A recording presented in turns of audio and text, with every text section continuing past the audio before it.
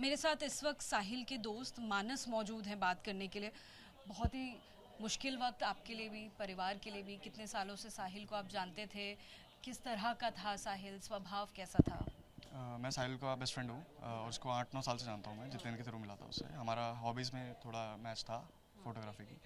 और बहुत ही multi talented बंदा था, बहुत ही हार्ड वर्किंग बंदा था। एक साथ काफ़ी सारी चीज़ें करता था just to make his things work at the home. ठीक है। हमेशा उसके दिमाग में यही था कि भाई मम्मी को एक अच्छी लाइफ देनी है, तुम लोग भी कभी दुखी मत रहो, मैं तुम्हारे लिए भी करूँगा। हमारा लाइक फ्रेंड ग्रुप में यही था कि भाई अगर एक बंदा नहीं होता तो दूसरा बंदा करेगा, तो मिलके कुछ ना कुछ कर ही लेंगे हम। We were like this only. जब ये इंसिडेंट हुआ उससे पहले साहिल अपने काम पर गए थे, कहाँ काम करते थे, उस बारे में कुछ बताइए। रिसेंटली उसकी ड्यूटी फ्री से जॉब छूटी थी, जितना मेरे को पता है, क्योंकि हम कभी प्रोफेशनल लाइफ डिस्कस नहीं करते थे आपस में, लेकिन जितना मेरे को है मैं उतना बता रहा हूँ। तो ये सुबह मेरे हिसाब से दूसरी जॉब के लिए जा रहा था। हाँ जी, मैं भी इंटरव्यू था। 11:30 और 12।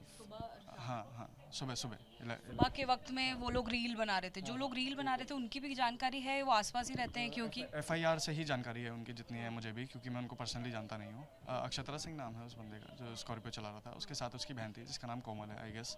और FIR में उसकी एज 19 लिखी थी, जो कि एक मेन लूप होल है इस चीज़ का, क्योंकि अगले दिन पुलिस ने ये बोला कि वो माइनर है।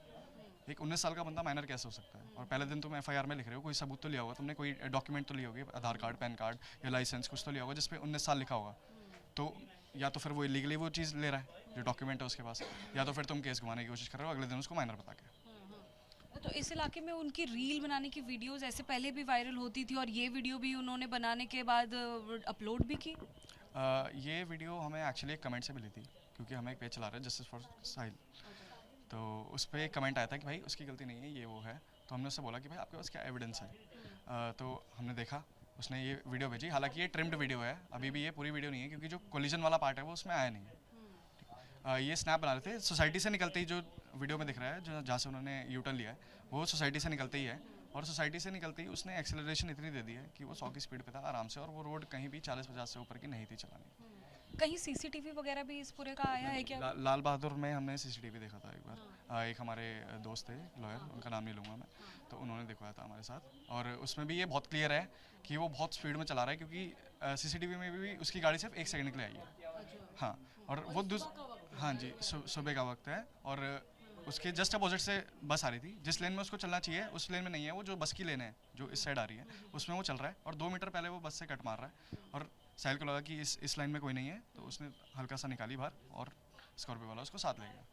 और तब भी उसकी स्पीड इतनी थी कि वो आगे जाके कैब में लगा है। उसने कहीं ना कहीं एक आगे से ओवरटेक किया है एक बस को, पीछे से साहिल कोलिजन होता है। हाँ जी, ऐसा ही था। इसने बस के आगे से कट मारा है और साहिल जस्ट इसके सामने आता है, क्योंकि साहिल को दिखा नहीं वो आता है, वो एक ब्लाइंड स्पॉट हो गया बेसिकली। हाँ जी, और वो इतनी स्पीड में था कि साहिल अंदर भी नहीं कर पाया बाइक को। ठीक है, और ना उसके पास इतना था, अगर वो ब्रेक भी मारता तब भी साहिल को लगती 100%, इतनी स्पीड थी उस गाड़ी की। हमने साहिल का रूम देखा, वहाँ पर जगह जगह पर कोट्स बड़े मोटिवेशनल लगे हुए हैं, इवन सीलिंग पर भी कोट लिखा हुआ है।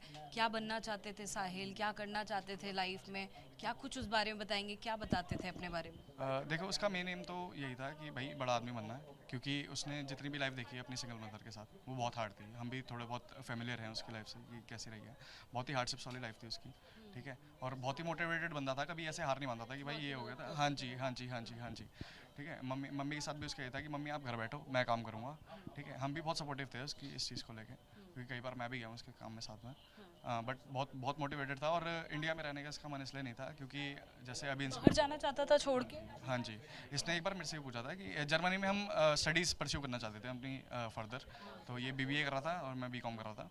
तो इसने बोला कि भाई चल जर्मनी चलते हैं, एक कंसल्टेंट से बात हुई है, हम दोनों चलेंगे भाई, और थोड़ा मोटा पैसा कमा के फिर वापस आएंगे, मम्मियों को देंगे, मम्मियाँ खुश हो जाएंगी। ठीक है, पर वो हमारा प्लान किसी वजह से कैंसिल हो गया। तो अभी फिर इसका बीच में कॉलेज भी छूट गया था थोड़े टाइम के लिए, क्योंकि फाइनेंशियल दिक्कतें थी। और बाकी तो बहुत हार्ड वर्किंग बंदा था, कभी हार नहीं मानी इन सब चीज़ों से उसने। बहुत शुक्रिया ABP न्यूज़ से बात करने के लिए। उनके रिश्तेदार भी हैं हमारे साथ मौजूद। सर, क्या नाम हुआ आपका और साहिल से क्या रिश्तेदारी थी? मैं साहिल का मामा हूँ जी।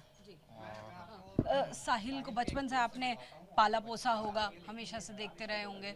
देश छोड़ के भी जाना चाहता था, क्या कारण था? और क्या बाहर पढ़ाई करने के लिए वो तैयारी भी की थी? पासपोर्ट तैयार था, उसका कॉल लेटर भी आ गया था। अभी यहाँ पे करते हैं, वन करके उठे तो। कब का था उनका कॉल लेटर? अभी ये क्या नाम है 13 तारीख को 13 मार्च। तो उसका कॉल लेटर आया था। अच्छा, 13 फरवरी को ही उनका कॉल लेटर आया था। और कब की है कॉलिंग? कॉलिंग तो उसकी पहले ही होगी, क्या नाम है पास उसने अप्लाई कर रखा था, पासपोर्ट उसका तैयार था। अभी बस हवन करके उठे ही थे हम, इतने में उसका कॉल लेटर आ गया था। तो क्या पढ़ने जाना चाहते थे वो? वो तो अब MBA वगैरह अपना जो भी कर रहा था, बहुत कुछ करना चाहता था। ये तो मुझे अभी इतना नहीं पता, उसकी मम्मी को ज़्यादा पता है, क्योंकि मैं यहाँ रहता नहीं ज़्यादातर, मैं रोनी रहता हूँ बुद्ध विहार। आपको कब पता चला इस बारे में और कैसे पता चला? जिस दिन रात को ये इंसिडेंट हुआ उसके अगले दिन मुझे सुबह पता लगा। सुबह मैं घर सो रहा था तो मेरे पास छोटे जीजू आए थे, आए तो उन्होंने आके बोला कि ऐसे ऐसे इंसिडेंट हो गया। फिर मैं उनके साथ में यहाँ पे आया। आने के बाद जो है फिर वो बॉडी लेके आए मोर्चरी से, वहाँ से बॉडी लाने के बाद फिर मैंने अंतिम संस्कार करा उसका।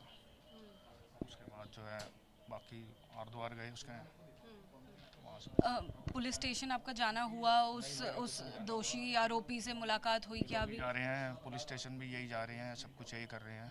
मैं तो ज़्यादातर घर पे ही रहता हूँ, बस इतना ही है। जो भी है कार्रवाई यही कर रहे हैं। अब मेरे को ऐसा ज़्यादा इनका पता नहीं है। नाबालिग है इसलिए बेल मिल गई है, आज एग्जाम भी दे रहा है वो। जुवेनाइल बता दिया गया, और क्या नाम है उसको, जुवेनाइल के नाम पे उसको जो है बेल मिल गई है। ये चीज़ें गलत है ना, ये मतलब गवर्नमेंट गलत ही कर रही है। पुलिस प्रशासन जो है मतलब कोई एक्शन नहीं ले रहा उसके खिलाफ, उसको सपोर्ट कर रहा है उल्टा। वो क्राइम भी कर रहा है और उसको सपोर्ट भी कर रहा है, मतलब इंसाफ नहीं मिल पाएगा ना इस चीज़ से, तो मतलब गलत ही है ये तो। 23 साल का के साहिल के साथ जो हुआ वो पूरे देश के लिए एक बड़ा सवाल बना हुआ है। साहिल अपने पीछे कई सारे सवाल छोड़ गया। वो कुछ दिनों में जर्मनी जाना चाहता था, आगे की पढ़ाई करना चाहता था, MBA करना चाहता था, एक बड़ा घर खरीदना चाहता था, अपनी माँ को सुख की ज़िंदगी देना चाहता था, लेकिन वो तमाम सपने उसके पीछे रह गए और उसके पीछे छोड़ गए हैं कई सारे सवाल जो अब पूरे लापरवाही के लिए सिस्टम पर सवाल उठा रहे हैं। सवालिया निशान यही उठ रहा है कि आखिर उन आरोपियों का क्या होगा जिन्होंने साहिल की जान ली, वो आखिर इतनी जल्दी क्यों छूट गए हैं। कैमरा पर्सन प्रवीण दीक्षित के साथ आजादिका सिंह, ABP न्यूज़, दिल्ली।